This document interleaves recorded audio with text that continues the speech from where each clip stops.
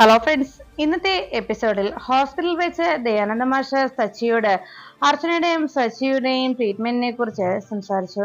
അതിനെക്കുറിച്ച് പിന്നീട് ഞാൻ സന്ധ്യ ഡോക്ടറോട് സംസാരിച്ചില്ല എന്ന് സച്ചി മറുപടി പറയുമ്പോൾ ദയാനന്ദ മാഷ് സങ്കടത്തോടെ പറഞ്ഞു, എന്റെ മോൾക്ക് അങ്ങനെയൊന്നും സംഭവിച്ചില്ലായിരുന്നെങ്കിൽ എത്ര സന്തോഷകരമായി ജീവിക്കേണ്ടതായിരുന്നു, എത്ര സന്തോഷകരമായ ജീവിതമായിരുന്നു എന്നൊക്കെ ദയാനന്ദ സങ്കടപ്പെട്ട് പറയുമ്പോൾ ഇത് കേട്ടുകൊണ്ട് അവിടേക്ക് എത്തുന്ന അർച്ചന അരികിലേക്ക് എത്തി ദയാനന്ദ ചോദിച്ചു, ഇപ്പോ ഞങ്ങളുടെ ജീവിതത്തിലെ സന്തോഷത്തിന് എന്താ വെച്ചാൽ കുഴപ്പം, എന്താ കുറവുള്ളത് എന്ന് ചോദിച്ചപ്പോ ഒന്നും മിണ്ടാനാകാതെ ദയാനന്ദ സങ്കടപ്പെട്ടിരിക്കുന്നു. അത് കണ്ട ഉടനെ അർച്ചന പറഞ്ഞു, അച്ഛൻ ഞങ്ങളുടെ ട്രീറ്റ്മെന്റിനെ കുറിച്ച് സച്ചിനോട് ചോദിച്ചു അല്ലേ എന്ന് ചോദിച്ചപ്പോ അതിനും മറുപടിയൊന്നും പറയാതെ രണ്ടുപേരും തലകുനിച്ചു നിന്നപ്പോ അർച്ചന പറഞ്ഞു, അച്ഛനോട് ഞാൻ കാര്യങ്ങളൊക്കെ പറഞ്ഞതാണല്ലോ, ഞങ്ങൾക്ക് അങ്ങനെ ഒരു ആഗ്രഹം ഇല്ലാഞ്ഞിട്ടല്ല, എന്തായാലും ഈശ്വരൻ ഇനി അതിന് കനിയട്ടെ, ഇനി ഞങ്ങൾ ട്രീറ്റ്മെന്റും മറ്റു കാര്യങ്ങളും ഒക്കെ എന്താ ചെയ്യുന്നതെന്ന് അറിയണമെന്നുണ്ടെങ്കിൽ അച്ഛൻ അത് എന്നോട് ചോദിച്ചാൽ മതി, വെറുതെ സച്ചിയേട്ടനെ ബുദ്ധിമുട്ടിക്കരുത് എന്ന് അർച്ചന ദയാനന്ദ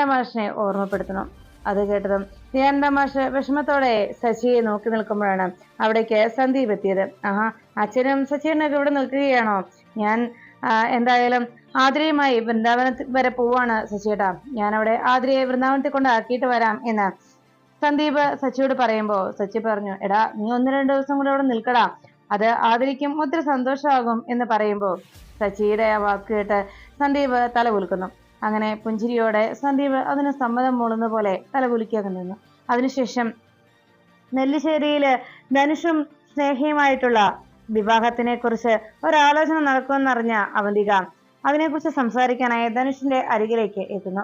ധനുഷിന്റെ റൂമിലെത്തിയ അവന്തിക ഒന്നും മിണ്ടാതെ അങ്ങനെ നിൽക്കുന്നത് കണ്ട് ധനുഷ് അവന്തികയോട് ചോദിച്ചു, അല്ല എന്താ നിന്റെ ആലോചന കഴിഞ്ഞില്ലേ? എത്ര നേരമായി ഈ ആലോചന തുടങ്ങിയിട്ട്?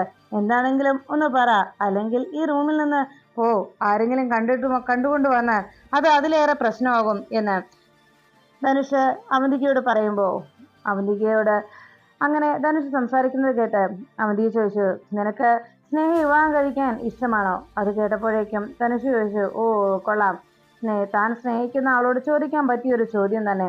ഇനി അഥവാ അങ്ങനെ ഒരു കാര്യമാണെങ്കിൽ തന്നെ ആരെങ്കിലും മനഃപൂർവ്വം ഏതെങ്കിലും ട്രെയിന് മുന്നിൽ കൊണ്ടുപോയി തലവെക്കാൻ തയ്യാറാകുമോ? അല്ല, ആ സ്നേഹ എന്ന് പറഞ്ഞ പെൺകൊച്ചിന് എന്താ യോഗ്യതയുള്ളത് എന്നെ പോലെ ഒരാൾ ആ പെൺകുട്ടിയെ വിവാഹം കഴിക്കുന്നതിന് വേണ്ടി? അതുകൊണ്ട് എന്തായാലും അങ്ങനെ ഒരു ആലോചന എന്റെ ഭാഗത്തുനിന്ന് ഉണ്ടാവുകയില്ല, എനിക്ക് അങ്ങനെ ഒരു താല്പര്യവുമില്ല. ഇനി അതോർത്താണോ നിന്റെ ടെൻഷൻ എന്ന് ധനുഷ് അവന്തികയോട് ചോദിച്ചു. അത് കേട്ടതും അവന്തിക പറഞ്ഞു, അല്ല, അങ്ങനെ ഒരു ആലോചന ഞാൻ നിന്നോട് പറഞ്ഞത് അത് മറ്റൊരു കാര്യം കൊണ്ടാണ് എന്ന് ധനുഷ് പറയുമ്പോൾ ധനുഷിനോട് അവന്തിക അറിയിച്ചു. അത് കേട്ടതും ധനുഷ് ചോദിച്ചു, അല്ല, ഇങ്ങനെ ഒരു ആലോചന ഇത്ര വേഗം ചോദിക്കാൻ എന്താ കാരണം? ഞാൻ ആ പെൺകുച്ചിനോട് എന്തെങ്കിലും തമാശയൊക്കെ പറഞ്ഞ് നടക്കുന്നത് കൊണ്ടാണോ? അതൊക്കെ വെറുതെ ഞാൻ പറഞ്ഞിട്ടുണ്ടല്ലോ, അതൊക്കെ നമ്മുടെ ലക്ഷ്യം നേടിയെടുക്കുന്നതിന് വേണ്ടിയുള്ള വെറും പൊടിക്കൈകൾ മാത്രമാണ്, അല്ലാതെ അങ്ങനെ ഒരു ധാരണയൊന്നും ആഗ്രഹമൊന്നും എന്റെ മനസ്സിലില്ല, അതിന് ഞാൻ അനുവദിക്കുകയുമില്ലല്ലോ. ഇതുപോലെയുള്ള ഒരു സുന്ദരിയായ ഒരു ഭാര്യ എനിക്കുള്ളപ്പോ ഇനി ഈ ധനുഷിന്റെ ജീവിതത്തിൽ അങ്ങനെ ഒരു വിവാഹമോ ഒരു പെണ്ണോ ഉണ്ടെങ്കിൽ അത് ഈ അവന്തിക തന്നെയാണ്. അവന്തികയല്ലാതെ മറ്റൊരു പെണ്ണും ഈ ധനുഷിന്റെ ജീവിതത്തിലേക്ക് വരില്ല. എന്താ അതുപോലെ എന്ന് പറഞ്ഞ് അങ്ങനെ സംസാരിച്ചു നിൽക്കുമ്പോൾ അവന്തിക പറഞ്ഞു, അതെ, ഞാനിപ്പോ നന്ദനോട് സംസാരിച്ചിരുന്നു. അപ്പോ നന്ദന പറഞ്ഞത് ഇതിനെക്കുറിച്ച് സംസാരിക്കാനായി ധനുഷിന്റെ അരികിലേക്ക് വരുന്നുണ്ടെന്ന്. ധനുഷിന് സ്നേഹ വിവാഹം കഴിക്കുന്നതിന് സമ്മതമാണോ അല്ലയോ എന്നറിയാനായി ഇവിടെ ആ കാര്യം ചോദിക്കാൻ വരാൻ പോവുകയാണെന്ന്. അതറിഞ്ഞ ഉടനെ ഞാൻ ഇങ്ങോട്ട് വന്നതാണെന്ന് പറഞ്ഞപ്പോൾ ധനുഷ് പറഞ്ഞു, അതെ, ഇനി അങ്ങനെ ഒരു കാര്യം ഓർത്ത് ടെൻഷനൊന്നും വേണ്ട, ഞാൻ പറഞ്ഞല്ലോ, ഈ വിവാഹം എന്തായാലും ഞാൻ സമ്മതിക്കുകയില്ല, അങ്ങനെ ഒരു വിവാഹം നടക്കാൻ എനിക്ക് ഒട്ടും താല്പര്യവുമില്ല എന്ന് പറയുമ്പോൾ എന്നാ ഇനി ഭവതിക്ക് പോകാലോ അല്ലേ എന്ന് അവന്തികയോട് ധനുഷ് ചോദിച്ചു. അങ്ങനെ പറഞ്ഞതിന് ശേഷം അവന്തിക അവിടെ നിന്ന് പോകാൻ തുടങ്ങുമ്പോൾ വേഗം ധനുഷ് അവന്തികയുടെ കയ്യിൽ കടന്നു പിടിച്ചിട്ട് പറഞ്ഞു, അങ്ങനെ അങ്ങ് പോകാൻ വരട്ടെ, കുറച്ചു നേരം എന്റെ ഭാര്യ എന്റെ അടുത്ത് ഒന്ന് ഇരിക്കുന്നേ എന്ന് പറഞ്ഞ് അവന്തികയെ തന്റെ അരികിലേക്ക് ചേർത്ത് നിർത്തിയിട്ട് കൈയെല്ലാം തലോടിക്കൊണ്ട് അങ്ങനെ ധനുഷ് അവന്തികയോട് സംസാരിച്ചങ്ങനെ നിൽക്കുമ്പോഴാണ് നന്ദൻ നേരെ ഹാളിലേക്ക് എത്തിയത്. ധനുഷിനോട് ഇക്കാര്യം സംസാരിക്കുന്നതിന് വേണ്ടി ഔട്ട് ഹൗസിലേക്ക് പോകാൻ നന്ദൻ തീരുമാനിക്കുമ്പോൾ അവിടെ അവന്തികയോട് സംസാരിച്ചുകൊണ്ട് നിൽക്കുകയാണ് ധനുഷ്. ഈ സമയത്ത് നന്ദൻ ഔട്ട് ഹൗസിലെത്തിയും വാതിലിൽ മുട്ടുന്നു. പെട്ടെന്ന് ഇത് ആരാണെന്നറിയാതെ അവന്തികയും ധനുഷും ആകെ ടെൻഷനിലാകുമ്പോൾ വാതിലിൽ മുട്ടിയിട്ടും ധനുഷ് വാതിൽ തുറക്കാതായതോടെ അവസാനം നന്ദൻ വിളിച്ചു, ധനുഷേ ധനുഷേ എന്ന് വിളിച്ചപ്പോഴേക്കും പെട്ടെന്ന് എന്ത് ചെയ്യണമെന്നറിയാതെ ധനുഷാകെ ടെൻഷനിലായി. വേഗം തന്നെ അവന്തികയെ ആ കർട്ടന്റെ പിന്നിൽ ഒളിപ്പിച്ചിട്ട് ധനുഷ് നന്ദന്റെ അരികിലേക്ക് ചെല്ലുന്നു. നന്ദൻ വാതിൽ തുറന്നു കണ്ട ധനുഷിനെ നോക്കി പുഞ്ചിരിക്കുമ്പോൾ ധനുഷ് പറഞ്ഞു, ആ സാറായിരുന്നോ? ഞാൻ കിടന്ന് ഉറങ്ങുകയായിരുന്നു. എന്താ സാർ എന്താ ഈ സമയത്ത്? അപ്പോഴേക്കും നന്ദൻ പറഞ്ഞു, അതെ, ഞാൻ ധനുഷിനോട് ഒരു കാര്യം സംസാരിക്കാൻ വന്നതാ. അത് കേട്ടപ്പോൾ ധനുഷ് പറഞ്ഞു, ഓ ആണോ സാർ, എന്നാ വാ നമുക്ക് പുറത്തിറങ്ങി ഒന്ന് സംസാരിക്കാം, ഗാർഡനിൽ പോയിരിക്കാം എന്ന് പറഞ്ഞപ്പോൾ ധനുഷിനോട് നന്ദൻ പറഞ്ഞു, അങ്ങനെ പുറത്തിറങ്ങി നിന്ന് സംസാരിക്കേണ്ട കാര്യമല്ല, അകത്തിരുന്ന് സംസാരിക്കേണ്ടതാണ് എന്ന് പറഞ്ഞ് നന്ദൻ ധനുഷിന്റെ കൂടെ അകത്തേക്ക് കയറി ചെല്ലുന്നു. അപ്പോഴേക്കും നന്ദനോട് ധനുഷ് ചോദിച്ചു, എന്താ സാർ, എന്താ കാര്യം എന്ന് ചോദിച്ചപ്പോൾ നന്ദൻ വേഗം ധനുഷിനോട് പറഞ്ഞു, തന്റെ മൊബൈല് ആ ടേബിളിൽ വെച്ചിട്ട് പറഞ്ഞു, അതെ, സത്യത്തിൽ ഞാൻ പറയാൻ വന്ന കാര്യമേ നന്നായ ഒരു മുഖവരിക്ക് ശേഷം പറയേണ്ട കാര്യമാണ്. പക്ഷേ നമ്മൾ തമ്മിലുള്ള ഇരിപ്പുവശം വെച്ച് അങ്ങനെ അല്ലാത്തത് കൊണ്ട്, നമ്മൾ തമ്മിൽ അത്രത്തോളം അടുപ്പമുള്ളത് കൊണ്ടാണ് ഞാൻ ഇത്ര ഫ്രീ ആയി പറയുന്നത് എന്ന് പറഞ്ഞപ്പോൾ ധനുഷ് ചോദിച്ചു, അല്ല സാർ എന്താ പറയുന്നത് എനിക്ക് മനസ്സിലായില്ല എന്ന് ചോദിച്ചപ്പോൾ നന്ദൻ പറഞ്ഞു, അതെ, ഞാനിപ്പോൾ സംസാരിക്കുന്നത് നെല്ലശ്ശേരി അസോസിയേറ്റ്സിലെ സിഇഒ സിഇഒമാരിൽ MD-മാരിൽ ഒരാളായ ഒരു വ്യക്തി എന്ന രീതിയിലല്ല ഞാൻ സംസാരിക്കുന്നത്. മറിച്ച് ഞാൻ ഈ നെല്ലിശ്ശേരി സേതുമാധവന്റെ മൂത്ത മകൻ നന്ദൻ എന്ന ആ സ്ഥാനം വെച്ചാ പറയുന്നത്. അത് കേട്ടപ്പോഴേക്കും ധനുഷ് അതിശയത്തോടെ, എന്താ സാർ, എന്താ ഒന്നും മനസ്സിലായില്ല എന്ന് പറഞ്ഞു. അതെ, എൻ്റെ ഒരു സഹോദരി ഉണ്ടല്ലോ, സ്നേഹ, ഞങ്ങളുടെ സഹോദരി സ്നേഹയ്ക്ക് വിവാഹപ്രായമായിരിക്കണം. അതുകൊണ്ട് അവളെ വിവാഹത്തിന് കഴിപ്പിക്കാനായി ഞങ്ങൾ ആഗ്രഹിച്ചു നല്ലൊരു ആലോചന ഒത്തിണങ്ങി വന്നാൽ അത് നടത്താമെന്ന ധാരണയിലാണ് ഞങ്ങൾ ഇത്രയും നാൾ മുന്നോട്ട് പോയത്. അങ്ങനെ ഇരുന്നപ്പോഴാണ് ഞങ്ങൾക്ക് ഒരാലോചന വന്നത്. പെട്ടെന്ന് ഞങ്ങളുടെ അടുത്ത് തന്നെയുള്ള ഒരു ചെറുപ്പക്കാരനെ ഞങ്ങൾ നേരിട്ട് കണ്ട് പരിചയമുള്ള ചെറുപ്പക്കാരനെ തന്നെ അവൾക്ക് വേണ്ടി ആലോചിക്കാമെന്ന് തീരുമാനിച്ചത്. അക്കാര്യം പറയാനാണ് ധനുഷിനരികിലേക്ക് എത്തിയത്. ഞാൻ വളച്ചൊടിച്ച് പറയുന്നില്ല, ഞങ്ങളുടെ സ്നേഹയ്ക്ക് വേണ്ടി ധനുഷിനെ ആലോചിക്കാൻ എത്തിയതാണ്. ധനുഷിന് ഞങ്ങളുടെ സ്നേഹമോളെ വിവാഹം കഴിക്കുന്നതിൽ എന്തെങ്കിലും എതിർപ്പുണ്ടോ, അതിന് എന്തെങ്കിലും താല്പര്യക്കുറവുണ്ടോ എന്ന് നന്ദൻ ചോദിച്ചു. ഇനി ഇക്കാര്യത്തിൽ ധനുഷിന് മറ്റെന്തെങ്കിലും അഭിപ്രായമുണ്ടെങ്കിൽ ധനുഷ് അങ്ങനെ ഒരു കണ്ണോടെ ഇന്നേ വരെ സ്നേഹം നോക്കിയിട്ടില്ലെന്ന് എനിക്കറിയാം. എങ്കിലും ആ ഒരു ബന്ധം, അങ്ങനെ ഒരു ബന്ധം ഉണ്ടാക്കുന്നതിൽ ഞങ്ങൾക്ക് യാതൊരു വിരോധവുമില്ല. ഇനി ഇക്കാര്യത്തിൽ ധനുഷിന് എന്തെങ്കിലും താല്പര്യക്കുറവുണ്ടെങ്കിൽ അത് ധനുഷിന് തുറന്നു പറയുന്നതിൽ യാതൊരു മടിയും കൂടണ്ട. അങ്ങനെ പറഞ്ഞു എന്ന് വെച്ച് ഈ കമ്പനിയിൽ നിന്ന് പിരിച്ചുവിടുകയോ ഇവിടുന്ന് താമസം മാറുകയോ ചെയ്യേണ്ട സാഹചര്യമൊന്നും ഉണ്ടാവുകയുമില്ല എന്ന് പറയുമ്പോൾ ധനുഷ് ഇതെല്ലാം കേട്ടതിന് ശേഷം നന്ദനോട് പറഞ്ഞു, അത് നടക്കില്ല സാർ. അത് കേട്ടപ്പോഴേക്കും നന്ദൻ ആകെ വിഷമിച്ച് നിൽക്കുമ്പോൾ ആ കർട്ടന് പിന്നിൽ ഒളിച്ചിരുന്ന അവന്തിക ധനുഷിന്റെ മറുപടി കേട്ട് വളരെയേറെ സന്തോഷിച്ചു. ഉടനെ ധനുഷ് പറഞ്ഞു, സാർ, ഞാൻ അങ്ങനെ പറ്റില്ല എന്ന് പറഞ്ഞത്, നടക്കില്ലെന്ന് പറഞ്ഞത് വേറൊന്നും കൊണ്ടല്ല. ഇത്രയും വലിയൊരു കുടുംബത്തിലേക്ക് എന്നെ പോലെ ഒരാള്, അതും ഒരു യോഗ്യതയും എനിക്ക് അതിനില്ല. ഈ കുടുംബവുമായി തട്ടിച്ചു നോക്കാനുള്ള യാതൊരു യോഗ്യതയും എന്നെ സംബന്ധിച്ചില്ല.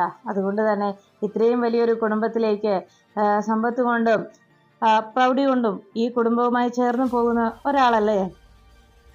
അതുകൊണ്ട് അതിനുള്ള യോഗ്യത എനിക്കില്ലാത്തത് കൊണ്ടാണ് ഞാൻ ഈ വിവാഹത്തിന് സമ്മതമല്ലെന്ന് പറഞ്ഞത് എന്ന് പറഞ്ഞപ്പോൾ നന്ദൻ പറഞ്ഞു, അതെ, ഞാൻ ധനുഷിനോട് പറഞ്ഞത് ഞങ്ങളുടെ സ്നേഹമോളെ വിവാഹം കഴിക്കുന്നതിൽ സമ്മതമാണോ എന്നാണ്. അതിന് ധനുഷ് പറഞ്ഞ മറുപടി യോഗ്യതയെക്കുറിച്ചാണ്. എന്നാൽ ഇങ്ങനൊരു ആലോചനയുമായി വന്നത് ഞാനാണ്. ധനുഷിന് ഞങ്ങളുടെ സ്നേഹമോളെ വിവാഹം കഴിക്കാനുള്ള എല്ലാ യോഗ്യതയും ഉണ്ട് എന്ന് ഞങ്ങൾക്ക് ഉറപ്പായതുകൊണ്ട് മാത്രമാണ് ഞാൻ ഇങ്ങനെ ഒരു ആലോചന മുന്നോട്ട് വെച്ചത്. അതുകൊണ്ട് ധനുഷിന് താല്പര്യമുണ്ടോ, ഞങ്ങളുടെ സ്നേഹമോളെ വിവാഹം കഴിക്കുന്നതിൽ താല്പര്യമുണ്ടോ ഇല്ലയോ എന്ന് മാത്രം പറഞ്ഞാൽ മതി എന്ന് പറയുമ്പോൾ ധനുഷ് പെട്ടെന്ന് അല്പനേരത്തേക്കൊന്ന് ആലോചിക്കുന്ന പറഞ്ഞു. അവന്തിക അവിടുന്ന് നന്ദനെ നാണം കെടുത്തി വിടുമെന്ന് പ്രതീക്ഷ അങ്ങനെ നിൽക്കുമ്പോഴാണ് പെട്ടെന്ന് നന്ദനെ നോക്കി ധനുഷ് പറഞ്ഞത്, താല്പര്യമുണ്ട് സാർ. അത് കേട്ടതും അവന്തിക ആകെ തകർന്നു പോകുന്നു. ഇതെന്താണ് ഈ ധനുഷ് പറഞ്ഞതെന്ന് ഞെട്ടിൽ അങ്ങനെ അവന്തിക നിൽക്കുമ്പോൾ നന്ദനോട് ധനുഷ് അങ്ങനെ മറുപടി പറഞ്ഞത് കേട്ട് നന്ദൻ ഒത്തിരി സന്തോഷിച്ചു. കൊള്ളാം, എന്തായാലും എനിക്കൊരു പ്രതീക്ഷ ഉണ്ടായിരുന്നു ധനുഷിന് ഞങ്ങളുടെ സ്നേഹമോളെ ഇഷ്ടമാകുമെന്നും സ്നേഹമോളെ വിവാഹം കഴിക്കാൻ തയ്യാറാകുമെന്നും. അതുകൊണ്ടാണ് ഇങ്ങനെ ഒരു ധൈര്യത്തോടെ ഈ ഒരു ചോദ്യം ചോദിച്ചത്.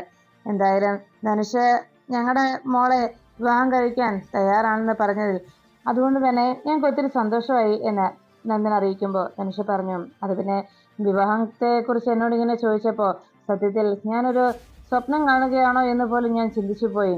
എന്നാൽ പിന്നീടാണ് ഞാൻ സ്വപ്നലോകത്തല്ല എന്ന യാഥാർത്ഥ്യമാണ് നടക്കുന്നതെന്ന് എനിക്ക് മനസ്സിലായത്. അതുകൊണ്ടാണ് ഞാൻ എൻ്റെ തീരുമാനം പെട്ടെന്ന് അറിയിക്കാൻ എനിക്ക് സാധിച്ചതും. എന്തായാലും സ്നേഹയെ വിവാഹം കഴിക്കുന്നതിൽ എനിക്ക് യാതൊരു വിരോധവുമില്ല സർ. സ്നേഹയെ ഞാൻ പൊന്നുപോലെ നോക്കിക്കോളാം എന്നൊക്കെ ധനുഷ് നന്ദനോട് മറുപടി നൽകി. അത് കേട്ടതും നന്ദൻ പറഞ്ഞു, എന്നാ ഈ സന്തോഷ വാർത്ത അച്ഛൻ അറിയുമ്പോൾ ഒത്തിരി സന്തോഷമാകും. ഞാൻ എന്തായാലും ഇത് ഉടനെ തന്നെ അച്ഛനെ ചെന്ന് അറിയിക്കട്ടെ എന്ന് പറഞ്ഞ് നന്ദൻ വേഗം ആ റൂമിൽ നിന്ന് പുറത്തേക്ക് ഇറങ്ങി. അതിനുശേഷം വിവാഹം കഴിക്കുവാൻ ധനുഷിന് സന്തോഷമേ ഉള്ളൂ എന്ന് പറഞ്ഞത് കേട്ട് വളരെ സന്തോഷപൂർവ്വം നന്ദൻ അവിടെ നിന്ന് ഇറങ്ങുമ്പോഴാണ് അവിടെ കട്ടിന് മുന്നിൽ ഒളിച്ചിരുന്ന അവന്തിക വേഗം ധനുഷിന് അരികിലേക്ക് എത്തിയത്. ധനുഷിനോട് ദേഷ്യത്തോടെ അവന്തിക ചോദിച്ചു, എടാ ധനുഷ്, നിനക്ക് എത്ര അച്ഛനാണ് ഉള്ളത്? അല്ല, എനിക്കറിയാൻ മേലാഞ്ഞിട്ട് ചോദിക്കുക. നിന്റെ ഈ നാക്കിന് എന്തെങ്കിലും ഉളുപ്പുണ്ടോ? നീ കുറച്ചു മുമ്പേ അല്ലേ എന്നോട് നീ പറഞ്ഞത് ഈ നടക്കില്ല എന്ന്. എന്നിട്ട് നീ ഇപ്പോ എത്ര പെട്ടെന്നാ ആ ഒരു തീരുമാനത്തിൽ നിന്ന് മാറിയത് എന്ന് ധനുഷിനോട് അവന്തിക ദേഷ്യത്തോടെ ചോദിക്കുന്നു. ഈ സമയത്ത് നന്ദൻ അച്ഛൻ്റെ അടുത്തെത്തി സന്തോഷ വാർത്ത പറയാനായി വരുമ്പോഴാണ് പെട്ടെന്ന് തൻ്റെ മൊബൈൽ ഫോൺ കയ്യിലില്ല എന്ന് മനസ്സിലായത്. പോക്കറ്റിൽ നോക്കിയപ്പോൾ പോക്കറ്റിലും ഇല്ല എന്ന് മനസ്സിലായി. അപ്പോൾ ഈ ഫോൺ എവിടെ പോയെന്ന് ആലോചിച്ചപ്പോഴാണ് ധനുഷിന് റൂമിൽ ചെന്നപ്പോൾ താൻ അതവിടെ വെച്ചു പോയി എന്ന് നന്ദൻ തിരിച്ചറിഞ്ഞത്. അപ്പോഴെങ്കിലും ധനുഷിനോട് അവന്തിക ദേഷ്യപ്പെട്ടതിന്റെ പേരിൽ ധനുഷ് അവന്തിക കാര്യങ്ങൾ പറഞ്ഞ് മനസ്സിലാക്കാൻ ശ്രമിക്കുന്നു. ഞാൻ വിവാഹത്തിന് സമ്മതമാണ് എന്ന് പറഞ്ഞത് വേറൊന്നും കൊണ്ടല്ല, വിവാഹ തീയതിയൊക്കെ ഉറപ്പിച്ചൊന്നുമില്ലല്ലോ. വിവാഹത്തിന് ഇഷ്ടമാണ് എന്ന് ചോദ്യം മാത്രമല്ലേ അവർ ചോദിച്ചിട്ടുള്ളൂ. ഇനി എല്ലാവരും പ്രതീക്ഷയോടെ വിവാഹത്തിനായി തയ്യാറെടുക്കുമ്പോൾ ആ വിവാഹ ദിവസം ഞാൻ വരാതിരിക്കുമ്പോൾ അത് അവർക്കുണ്ടാകുന്ന വലിയൊരു തിരിച്ചടിയല്ലേ. ഇങ്ങനെ ഒരു സമ്മതം ഞാൻ മൂളി എന്ന് വെച്ച് ഞാൻ അവൾ വിവാഹം കഴിക്കാനൊന്നും പോകുന്നില്ല, അവളുടെ കഴുത്തിൽ താലി ചാർത്താനും പോകുന്നില്ല. അതുപോലെ നിനക്ക് ഞാൻ അവളെ വിവാഹം കഴിക്കാതിരുന്നാ പോരെ. അല്ലാതെ ഇങ്ങനെ പറഞ്ഞു എന്ന് വെച്ച് ഒരു വാക്ക് കൊടുത്തു എന്ന് വെച്ച് എന്താ ഇവിടെ പ്രശ്നം ഉണ്ടാകാൻ പോകുന്നത്?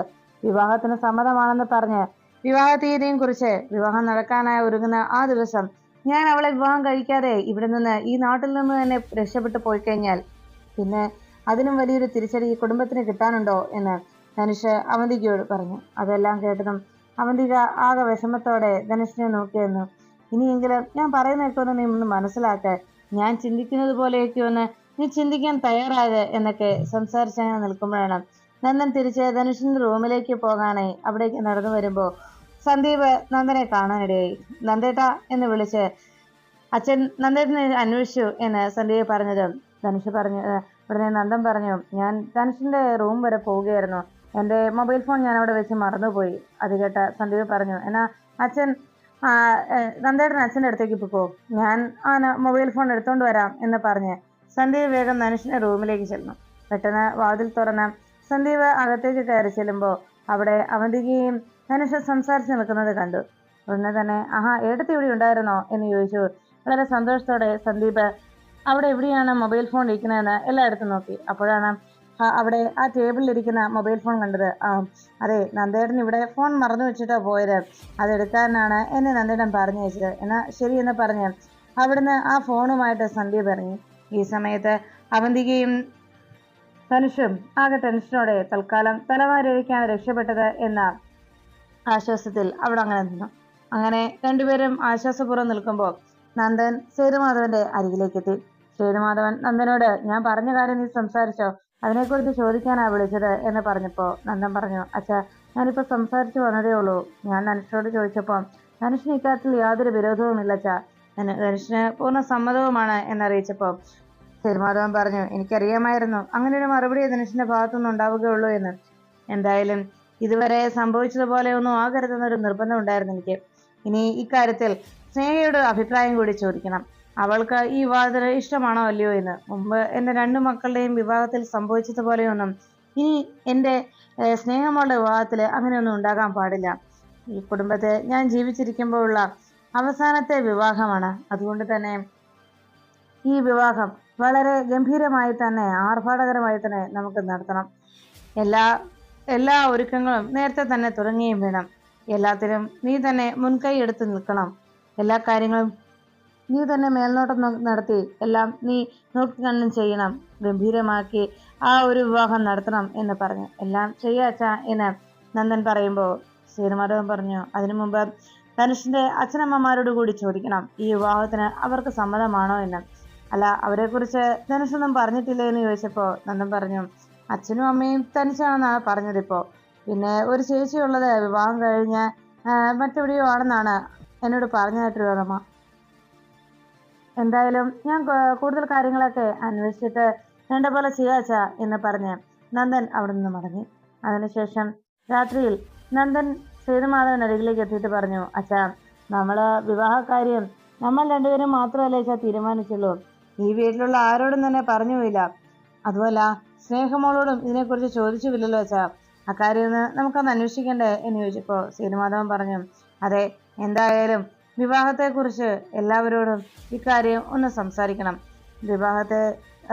വിവാഹാലോചനയുമായി ബന്ധപ്പെട്ട് ഇനിയുള്ള കാര്യങ്ങളെല്ലാം തന്നെ എല്ലാവരും പരസ്പരം സംസാരിച്ച് വേണം തന്നെ മുന്നോട്ട് കൊണ്ടുപോകാൻ എന്ന് സേതുമാധവൻ നന്ദനോട് അറിയിച്ചു. അതെല്ലാം കേട്ടതിന് ശേഷം അങ്ങനെ സംസാരിച്ചുകൊണ്ടിരിക്കുമ്പോൾ അവിടേക്ക് സ്നേഹ എത്തി. അല്ല, എന്താ അച്ഛനും മോനും തമ്മിലൊരു സംസാരം എന്ന് ചോദിച്ച് സ്നേഹ അവിടേക്ക് വന്നതും നന്ദൻ പറഞ്ഞു, ഞങ്ങൾ സംസാരിച്ചത് നിന്നെക്കുറിച്ച് തന്നെയാ. നിനക്ക് ഒരു വിവാഹാലോചന എത്രയും വേഗം നിന്നെ വിവാഹം കഴിപ്പിച്ചയക്കണമെന്നാണ് ഞങ്ങളുടെ തീരുമാനം. എന്താ, നിനക്കതിനോട് വല്ല എതിരഭിപ്രായം ഉണ്ടോ എന്ന് ചോദിച്ചപ്പം ആകെ വിഷമത്തിലായി സ്നേഹ. ഉടനെ സേതുമാധവൻ പറഞ്ഞു, അതെ, ഞങ്ങളൊരു ആലോചന നടത്തിയിട്ടുണ്ട്. ഞങ്ങള് ചെറുക്കനോടും ചോദിച്ചു. ചെറുക്കന് കുഴപ്പമൊന്നുമില്ലെന്നാ പറഞ്ഞത്. അപ്പോഴാണ് നന്ദൻ ചോദിച്ചത്, അതെ, എന്തായാലും ഞാനും അച്ഛനും കൂടി ഒരു പയ്യനെ കണ്ടെത്തി. അയാളോട് ഈ വിവാഹത്തെക്കുറിച്ച് ചോദിക്കുകയും ചെയ്തു. അയാൾക്ക് എതിർപ്പൊന്നും ഇല്ലെന്ന് പറഞ്ഞു.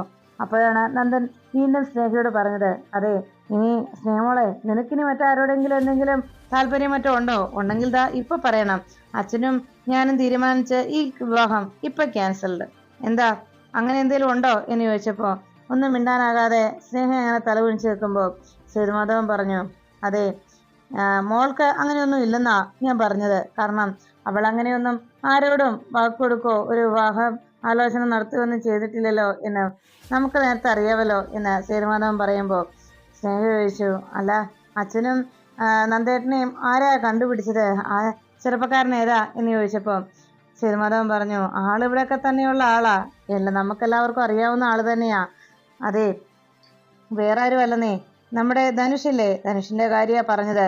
അയാളോട് നന്ദൻ ഇപ്പൊ ചോദിച്ചിട്ട് വന്നതേ ഉള്ളൂ. അയാൾക്ക് ഇതിൽ യാതൊരു എതിരഭിപ്രായവും ഇല്ല എന്ന് പറഞ്ഞു. അത് കേട്ടതും വളരെ സന്തോഷത്തോടെ സ്നേഹ ധനുഷും താനും തമ്മിലുള്ള വിവാഹകാര്യം അച്ഛനും ഏട്ടനും കൂടി തീരുമാനിച്ചതിന്റെ സന്തോഷമായി സ്നേഹയ്ക്ക്. അപ്പോഴേക്കും സേതുമാധവൻ ചോദിച്ചു, അല്ല, മോൾക്ക് ഇനി മറ്റെന്തെങ്കിലും ആലോചന ഉണ്ടെന്നെങ്കിൽ നമുക്ക് ഇത് വേണ്ടെന്ന് വെക്കാം. എന്താ മോളുടെ അഭിപ്രായം എന്ന് സേതുമാധവൻ അന്വേഷിച്ചപ്പോ സ്നേഹ പറഞ്ഞു, എന്തായാലും അച്ഛന്റെയും ഏട്ടന്റെയും തീരുമാനം പോലെ നിങ്ങളുടെ ഇഷ്ടം പോലെ തന്നെ നടക്കട്ടെ. എനിക്ക് പ്രത്യേകിച്ചൊന്നും പറയാനില്ല എന്ന് സ്നേഹ പറയുമ്പോ അത് കേട്ട നന്ദൻ ചോദിച്ചു, അത് ശരി. അപ്പോ ഈ പറഞ്ഞതിന്റെ മറുപടി, ഇങ്ങനെ മറുപടി പറഞ്ഞ സ്ഥിതിക്ക് വിവാഹാലോചനയിൽ യാതൊരു എതിരഭിപ്രായവും ഇല്ല എന്നും ധനുഷിനെ വിവാഹം കഴിക്കുന്നതിൽ സന്തോഷമേ ഉള്ളൂ എന്നും അല്ലേ നമ്മളെ എന്ന് നന്ദൻ അന്വേഷിച്ചു. അത് കേട്ട് മറുപടി ഒന്നും പറയാതെ സ്നേഹ അങ്ങനെ നിൽക്കുമ്പോൾ അവിടേക്ക് സച്ചിയും അനഘയും മേരിയും അർച്ചനയും കൂടി എത്തി. ഈ സമയം അവന്തികയും ഹാളിലേക്ക് എത്തുന്നു. അപ്പോഴേക്കും സച്ചിയോട് ചോദിച്ചു, അല്ല, നിങ്ങൾ എപ്പോഴാണ് എത്തിയത് എന്ന് ചോദിച്ചപ്പോൾ സച്ചി പറഞ്ഞു, ഞാൻ ആതിരയെ വീട്ടിൽ കൊണ്ടുപോയി വിട്ടിട്ട് ഇവരെയും കൂട്ടി ഇങ്ങ് പോരുകയായിരുന്നു എന്ന് പറഞ്ഞു. അത് കേട്ടപ്പോഴാണ് അവന്തിക ചോദിച്ചത്, അത് ശരി, എന്നിട്ട് പിന്നെ മീര എന്താ ഇങ്ങ് പോകുന്നത്? അപ്പോഴേക്കും അർച്ചന പറഞ്ഞു, മീരടുത്ത് 1-2 ദിവസം കഴിഞ്ഞിട്ടേ പോകുന്നുള്ളൂ. അത് കേട്ട നന്ദൻ ചോദിച്ചു, അല്ല, അതിനിപ്പോ മീര ഇവിടെ നിന്നാൽ എന്താ പ്രശ്നം? മീര ഇവിടെ നിന്നോ, അത് യാതൊരു കുഴപ്പവും ഇല്ലാത്ത കാര്യമല്ലേ എന്നിങ്ങനെ പറഞ്ഞു.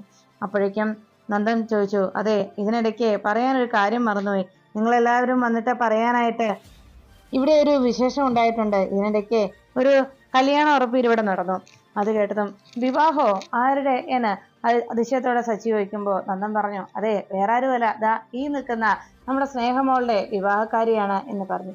സ്നേഹ നാണത്തോടെ തലകുനിച്ച് നിൽക്കുമ്പോൾ സച്ചി ചോദിച്ചു, നന്ദേട്ടാ, അതാരാ ഇത്ര പെട്ടെന്ന് സ്നേഹമോളൊക്കെ വിവാഹം ആലോചിച്ചത്? ആ പയ്യൻ ആരാ എന്ന് ചോദിച്ചു. അപ്പോഴേക്കും നന്ദൻ പറഞ്ഞു, അതെ, വേറെ ആരുമല്ല, നമുക്കെല്ലാവർക്കും അറിയാവുന്ന ആളാ, നമ്മുടെ ധനുഷില്ലേ, ആ പയ്യൻ തന്നെ. അത് കേട്ടതും ആകെ ഞെട്ടലോടെ അർച്ചന നിൽക്കുമ്പോൾ അവന്തിക അതിനേക്കാളേറെ ഞെട്ടിത്തേച്ച് അവിടെ അങ്ങനെ നിന്നു. അപ്പോഴേക്കും നന്ദൻ പറഞ്ഞു, അതെ, ഞാൻ ധനുഷിനോട് ചോദിച്ചു. അച്ഛനും ഞാനിങ്ങനെ ആലോചന വന്നപ്പോൾ ഞങ്ങള് ധനുഷിനോട് നേരിട്ട് ഇക്കാര്യം അന്വേഷിച്ചു. ധനുഷിന് അതിലെതിരെ അഭിപ്രായമൊന്നും തന്നെ ഇല്ല. അതുകൊണ്ട് തന്നെ ഞങ്ങൾ അക്കാര്യം അങ്ങ് ഉറപ്പിച്ചു. എന്തായാലും ഈ സന്തോഷ വാർത്ത എല്ലാവരും അറിയിക്കാനായി കാത്തിരിക്കുകയായിരുന്നു എന്ന് പറഞ്ഞപ്പോൾ അർച്ചനയ്ക്കും മീരയിടത്തേക്കും ആ ഒരു തീരുമാനം കേട്ടതോടെ അർച്ചനയ്ക്കും മീരയിടത്തേക്കും വല്ലാത്തൊരു ഞെട്ടൽ തോന്നി. പിന്നീട് സേതുമാധവൻ ആ സന്തോഷ വാർത്ത എല്ലാവരെയും അറിയിച്ചിട്ട് അവിടെ നിന്ന് മടങ്ങി. സേതുമാധവൻ പോയി കഴിയുമ്പോൾ അർച്ചനയും മീരയിടത്തെയും പരസ്പരം നോക്കുകയും ഇങ്ങനെ ഒരു വാർത്ത അറിഞ്ഞതിന്റെ ടെൻഷനിൽ അനഘ കലിയോടെ സ്നേഹയെ നോക്കിയിട്ട് അനഘ അവിടെ നിന്ന് പോകുന്നു. അപ്പോഴേക്കും ധനുഷുമായിട്ടുള്ള തന്റെ വിവാഹം ഉറപ്പിച്ചു എന്ന അഹങ്കാരത്തോടെ അർച്ചനയെ നോക്കുകയാണ് സ്നേഹ.